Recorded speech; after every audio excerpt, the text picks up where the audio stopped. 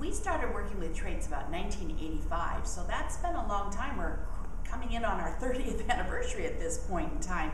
But it was about 10 years into working with traits and having that shared language that we realized that people were reacting to how the writing looked right along with what it said. And many people were factoring that issue into their convention score with spelling, punctuation, grammar, capitalization, and so on. And it was causing some confusion about what that score represented. So we carved out that issue of how neat the paper is, what the handwriting looks like, the choice of the font, the use of white space, headings, bullets, side heads, all those really issues you worry about on a final copy to make it look really appealing to the eye. We kind of carved that out and we call it presentation.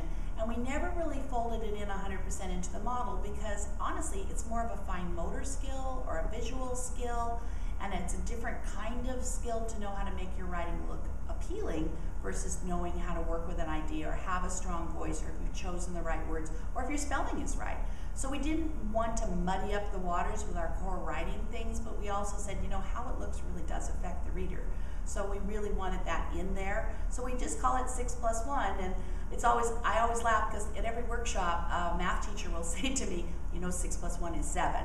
And I'm like, yes it is, but this +1 isn't quite the same thing. So we've just kept it 6+1, and I think most people now are seeing like, yeah, it's a feature rather than a trait. And so that's kind of the history of where presentation came from, and we're really glad we have it as part of the model now. It's really been a good feature to add.